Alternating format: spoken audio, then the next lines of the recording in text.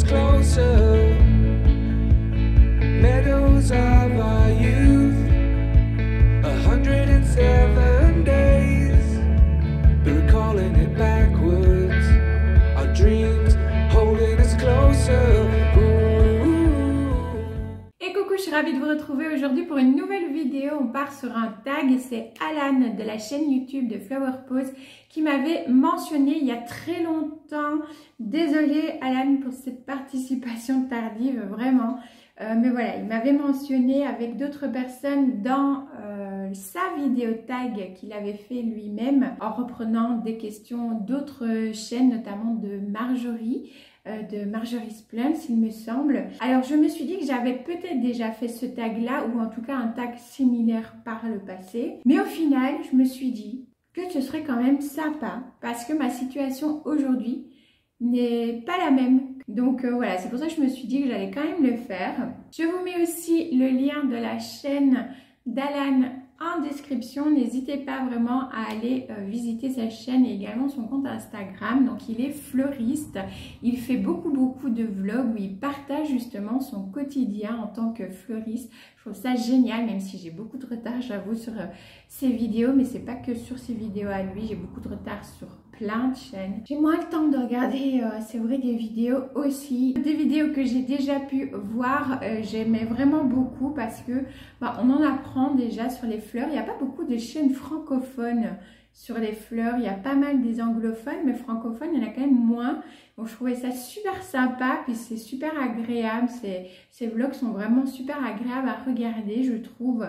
Et puis il fait pas que ça, hein, il fait d'autres petites vidéos également. Il partage sur ses plantes d'intérieur aussi. Donc voilà, je vous mettrai le lien de sa chaîne dans la description. N'hésitez pas à aller voir ça. Et aujourd'hui, pour répondre en même temps aux questions, je vais continuer ce petit macramé. Voilà, je l'avais commencé et puis je me suis dit, ah bah tiens, je vais filmer la vidéo tag et je vais continuer le petit macramé. Alors normalement, je travaille à la verticale. C'est beaucoup plus simple, j'accroche l'anneau et hop, je tresse. Là, je vais travailler du coup à plat, donc je vous montrerai le résultat de temps en temps, au fur et à mesure que je réponds aux questions du tag. Donc là, j'ai juste pris un petit anneau en bois. J'ai pris 8 cordons de 2 mètres que l'on plie en deux. On vient faire un nœud d'alouette, donc c'est celui-ci. Et j'ai déjà commencé à tresser avec les petits nœuds plats, voilà, de base. J'accroche ça et puis on y va pour les questions. Voilà, j'espère que ça ne va pas trop bouger. Donc, c'est parti. Première question. La plante qui meurt à chaque fois. Il ne va pas y en avoir qu'une. Alors, déjà, les calatheas. Ils vont revenir dans une prochaine question. Vous allez comprendre pourquoi. Mais c'est vrai que les calatheas meurent à chaque fois. J'ai essayé maintes et maintes fois des calatheas différents. J'en avais qu'une qui tenait le coup quand même, c'est vrai, il faut le dire, c'était la Calathea Dotti. Mais elle avait tout le temps, moi ici à la maison, des acariens. J'ai dû finir par la mettre dans la salle de bain. Donc je vis pas dans ma salle de bain. Mais vraiment, j'adorais cette Calathea. Mais voilà. Donc ce que j'ai fait, c'est que je l'avais donnée à ma maman. Parce que moi j'en avais marre de devoir la laisser dans la salle de bain et de ne pas pouvoir du coup en profiter. Qu'est-ce qui meurt encore à chaque fois? Les chlorophytum, celui qui me restait ici est encore mouru, voilà, pour pas changer. Les chlorophytum, moi ils vont toujours bien au début et puis je sais pas pourquoi ils meurent. Bon, ici à mon avis j'ai quand même une petite idée parce qu'il faut dire que je ne m'occupe pas du tout bien de mes plantes d'intérieur depuis plusieurs mois parce que pas le temps, parce que plein de choses dans ma vie qui font que des choses importantes qui font que je n'ai pas le temps, voilà. Mais de toute façon, de manière plus générale, à chaque fois que j'avais des chlorophytum, ils vont bien pendant un moment et puis ça ne va plus. Donc j'avais trop compris pourquoi. Je dirais les plantes succulentes et cactus. Vous savez, si vous me suivez depuis un moment, j'ai toujours eu du mal avec ces plantes-là. Surtout en intérieur. C'est vrai que maintenant, il y en a que j'ai mis en extérieur et qui vont bien. Certaines qui fleurissent aussi, donc ça, c'est cool. Ouais, je dirais c'est plus ces trois plantes-là, vraiment. Calathea, Chlorophytum et plantes grasses et succulentes principalement. Ensuite, deuxième question, trop d'eau ou pas assez? Pas assez, clairement. Ça a toujours été le cas, sauf au tout au début où là j'arrosais trop, comme la plupart d'entre nous, mais je parle de ça il y a super longtemps en fait. J'ai vécu avec monsieur l'assistant à l'âge de 18 ans déjà, 18-19 ans, on avait notre appart, donc j'en ai 35, donc voilà, ça date les premières plantes. Mais sinon, par la suite, c'est clairement, et encore toujours aujourd'hui, pas assez d'eau, j'ai peur de trop arroser, donc c'est plus un manque d'arrosage qu'un trop plein d'arrosage quand j'ai un problème avec une plante aujourd'hui. J'avais réussi à me soigner. Mais là, encore une fois, voilà, comme ça fait un bail que je ne m'occupe pas de mes plantes comme il faut, bah, c'est d'autant plus le cas en ce moment. Mauvaise plante, mom, bonjour. Donc voilà, c'est vraiment pas assez d'eau. Ensuite, troisième question, le dernier parasite qui a gagné, les thrips, nom de Dieu, les thrips, sur mon Philadendrochloriosum. J'ai trop la haine, franchement, j'ai la haine, mais à un point, vous imaginez même pas. Foutu, il n'a plus de feuilles du tout. Ouais, ils ont gagné avec mon Gloriosium et mon Monstera carstenianum qui était juste à côté. Ben voilà, pareil. Ils ont remporté la guerre pour ces deux plantes-là. Les autres, ça va. Comme je dis, c'est de ma faute, je m'en occupe pas, je les regarde même. Enfin, c'est pas que je les regarde pas, mais je veux dire, je ne les check pas. Pas checker les feuilles, pas de traitement préventif, alors que j'en fais toujours, vous le savez. Je prône la prévention depuis le début sur ma chaîne, et là, j'en fais pas. Voilà. J'aimerais bien vraiment m'y remettre parce que ça me manque aussi de m'occuper de mes plantes d'intérieur. C'est des petits moments à moi, mes petits moments green que j'adore et franchement, ça me manque. Des fois, j'ai envie de m'en occuper. Je suis là, je les regarde et je dis allez vite, je vais vite faire un arrosage, vite checker celles qui doivent être arrosées ou pas. Et là, alors, je vais regarder vite fait sur les plantes que j'arrose, quoi. Mais sinon, ouais, donc c'est les thrips. Et la prochaine question, la perte la plus douloureuse. La perte la plus douloureuse. Ouais, bah, je vais quand même dire mon Alocasia zebrina, même si elle est toujours là en soi. Mais c'est par rapport à comment est-ce qu'elle était avant, au tout début qu'on a emménagé dans cette maison. Et où au bout d'un certain temps, elle a commencé vraiment à ne plus accepter l'environnement ambiant ici. Et maintenant, elle a une feuille, elle est toute petite comme ça, elle a qu'une feuille. Elle en fait une deuxième. Bah, je vais vous la montrer. Voilà, voilà.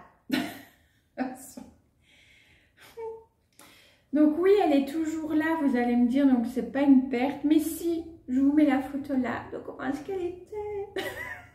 Donc pour moi, c'est une perte. Parce que je me dis, mais la pauvre. Et là, on voit déjà qu'elle va perdre l'autre feuille. Hein, donc voilà. Maintenant, il faut vraiment que je change de terreau parce que celui que j'ai mis, c'est caca. Au moment où vous voyez cette vidéo, vous aurez certainement déjà vu l'autre où je vous explique vraiment que le pourquoi du comment mes plantes se portent vachement moins bien, hormis le fait de moins bien m'en occuper. Il y a aussi au niveau substrat un gros problème. Mais voilà, pour moi, donc c'est quand même une perte. On me demande la plus douloureuse. Donc voilà, parce que les autres, bah oui, ça me fait chaque fois de la peine quand je perds une plante. Ça m'ennuie parce que je me dis, punaise, chien quoi. Voilà. Mais c'est la plus douloureuse, la perte de sa majestuosité. On va dire ça comme ça. Voilà, c'est ce qui est le plus douloureux pour moi parce que c'est vraiment ma plante chouchoute depuis le début. Donc voilà, elle est toujours là quand même, donc bon. Je vous montre l'avancée quand même un petit peu du macramé. Donc je suis venue faire un petit triangle comme ceci avec des petits nœuds plats. Hein. Et maintenant je vais venir au fait nouer ici. Et là, je ne sais pas combien de rangées je vais faire, on verra. Donc, cinquième question. Cette plante que j'ai laissée périr, ma Calathea warzewixi. J'adorais cette plante, mais vraiment, hein, vraiment, vraiment. Mais j'en ai eu tellement marre qu'à un moment donné, j'ai dit stop. Stop, stop, stop. Elle était super belle. Je l'ai arrosée et même pas 24 heures après, je l'ai retrouvée avec les... Je vais pas le faire pour pas casser, mais les feuilles étaient là. Vraiment complètement toutes repliées sur le pot. Et je me suis dit, mais enfin, c'est pas possible, quoi. Je me suis dit, mais qu'est-ce qui s'est passé? J'ai juste fait un arrosage et même pas un arrosage copieux. Et c'était vraiment l'arrosage que j'avais apporté qui était le souci, puisque quand on touchait le pétiole, donc enfin, la tige des calathea, eh bien, c'était tout spongieux. Donc, c'était bien ça. Mais pourquoi? J'ai pas de réponse. Donc, j'ai été obligée de tout couper à ras. Je me suis dit, bon, j'ai été dégoûtée, mais je me suis dit, ben, ça va, c'est un rhizome, ça va repartir.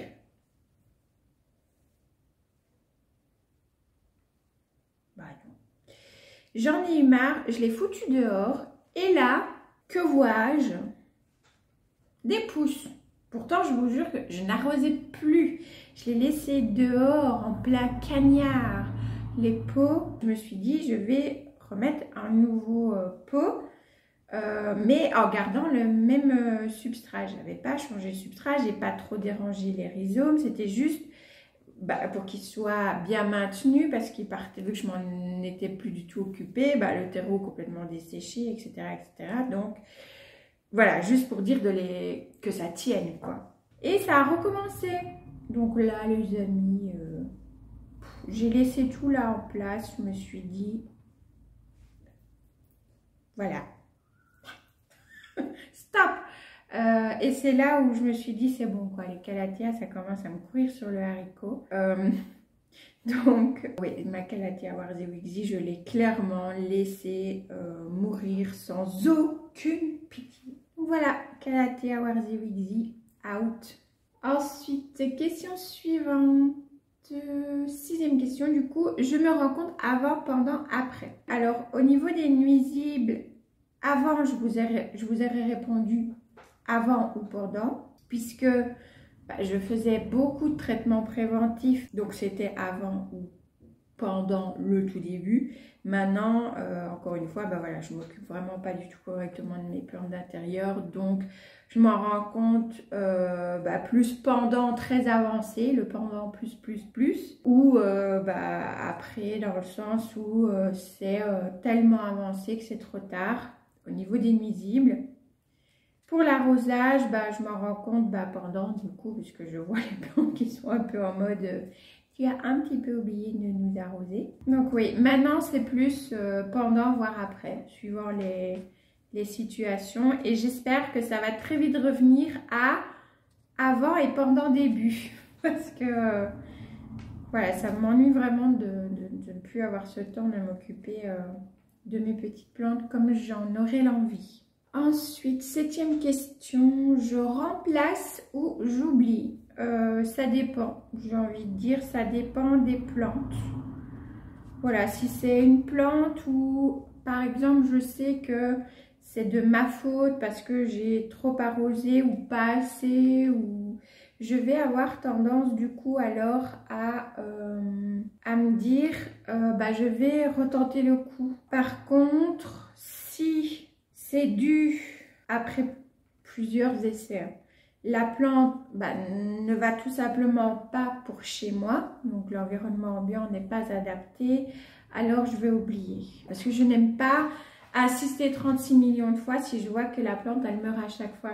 C'est des êtres vivants, donc voilà, non, je vais plutôt avoir tendance à me dire j'arrête là. Donc voilà, c'est où je remplace si c'est vraiment une bêtise de ma part. Oups, voilà, je le savais. Et si c'est vraiment une mauvaise adaptation, alors là, j'oublie au bout d'un moment. Voilà. Je vais réessayer 1 ou 2 fois pour être sûre, avec peut-être une culture différente, un poids réservé d'eau, voilà, le pont, là, comme on dit. Mais si je n'ose pas, j'oublie, alors j'arrête. C'était la 8e question. Je crois que j'aurais pas fini de macramer durant cette vidéo. Du coup, 8e question. Les plantes que j'ai laissé tomber, bah, les calathea. J'ai laissé tomber aussi ce qui était ficus pumila.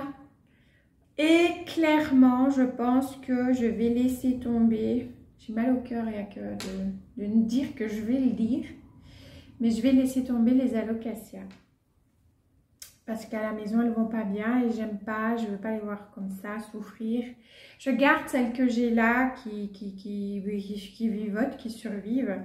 Je pense sincèrement que je n'en achèterai plus.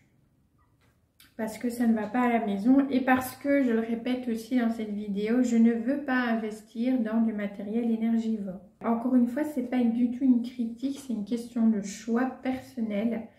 Voilà, si vous me suivez depuis un moment, vous savez que je n'ai pas de lampe horticole, je n'ai pas d'humidificateur, je n'ai pas de tapis chauffant et je n'ai pas l'envie d'acheter tout ça pour une question de choix, d'éthique personnelle. Et je veux que ma culture et mon entretien des plantes restent ce qu'il a toujours été avant même d'être sur les réseaux sociaux. Voilà, tout simplement quelque chose dans la simplicité, voilà, dans le fait de bonheur d'avoir des plantes à la maison, de m'en occuper, voilà, de les voir aussi s'épanouir, grandir, faire des boutures, échanger avec d'autres, que ce soit échanger en termes d'échange de boutures ou tout simplement échanger sur ce que ça nous procure d'avoir des plantes à la maison, de voilà, comme je dis, de voir les vôtres évoluer, d'avoir vos retours, vos conseils et vice versa. Enfin voilà, c'est tout ça au fait qui me plaît et j'ai vraiment pas envie d'avoir plein de matériel énergivore. Donc ouais, je pense que les alocasias, je vais laisser tomber aussi. Je suis triste, mais voilà, c'est comme ça. Comme je l'ai dit dans une autre vidéo, je vais vraiment adapter l'achat de mes plantes par rapport à ce que je pense qu'il pourrait aller, les pothos, les monstera, ce que j'ai déjà en fait à la maison, mais d'autres variétés tout simplement, ou tester une ou l'autre, certaines autres espèces comme le ficus lirata ou tiniki, ou voilà, venir tester quelques plantes comme ça, le rhaphidophora, le malomena, voilà. Mais j'arrête avec les plantes que je sais que elles ne vont pas bien, elles n'évoluent pas comme elles devraient, elles ne se sentent pas bien tout simplement à la maison et dans ce cas-là, ben voilà, je laisse tomber. Voilà les petits macramés comme je vous disais, donc on voit bien d'abord le premier triangle et puis les deux rangées ici, deux lignes. La 9e et dernière question, la principale leçon que j'en ai tirée, alors déjà la patience, parce que les plantes, bah, il faut le temps, il faut de la patience, il faut attendre, que ce soit pour une bouture, pour le temps qu'elle s'adapte, pour aussi avoir des nouvelles pousses, des nouvelles feuilles. Donc vraiment ça m'a déjà appris ça, cette patience là. Ensuite, je dirais que ça m'a appris aussi que faire des erreurs, c'est normal, que faire des erreurs, c'est comme ça qu'on apprend justement, et que ce n'est absolument pas grave. Voilà, ce n'est pas grave de faire des erreurs, ce n'est pas grave de perdre des plantes, et aussi de connaître aussi nos propres limites. Par rapport, voilà, en fonction de ce qu'on veut et ce qu'on ne veut pas. C'est ce que j'expliquais tout à l'heure. Moi, par exemple, je ne veux pas, pour une question d'éthique, etc., d'avoir du matériel énergivore pour ma passion des plantes. Je conçois bien que d'autres, ce ne soit pas pareil et c'est tout à fait OK. Chacun fait en fonction de ce qu'il souhaite, ce qu'il a envie, ce qui lui fait sens. Et c'est important. C'est important de faire par rapport à ce qui nous fait sens à nous, chez nous, qui nous fait du bien aussi. Et c'est aussi et surtout très important de garder une ouverture d'esprit. Il n'y a pas qu'une seule façon de faire. Et c'est ça justement qui est enrichissant humainement parlant déjà, c'est que on est tellement à se rassembler autour d'un même sujet, d'une même passion, et pourtant on la ressent, on la vit différemment, on pratique de façon différente, chacun chez soi, par rapport à son environnement, par rapport encore une fois à ce qui nous fait sens, ce qu'on a envie de tester, ce qu'on n'a pas envie de tester. J'en tire une très très belle expérience positive. Je vais essayer de mettre une petite perle en bois.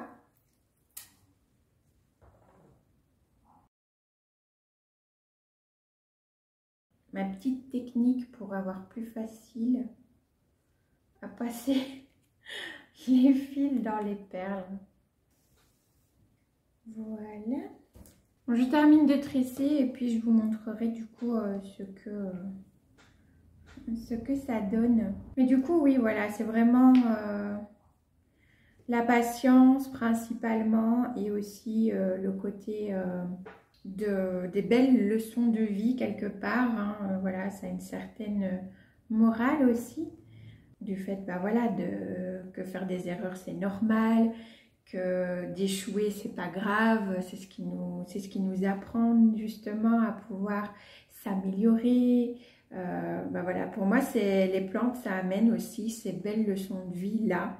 C'est très enrichissant humainement encore une fois et c'est que du bonheur. Voilà, ça apporte aussi je trouve de l'apaisement, de la sérénité, que du kiff. Voilà, les plantes, c'est que du bonheur. Donc, voilà le résultat pour le moment. Je dois encore tresser ici, là, et puis venir raccorder pour venir faire en fait l'espace pour pouvoir mettre justement une petite plante ou un petit vase avec des fleurs, ou, voilà. Ou autre chose, hein, pourquoi pas, ça peut servir à plein d'autres petites choses aussi. Voilà pour l'instant le résultat et dites-moi si ça vous intéresse que je vous montre le résultat final dans une prochaine vidéo. Le petit tag est du coup terminé. Voilà, ça vous aura donné des petites infos supplémentaires pour apprendre à me connaître encore un petit peu plus.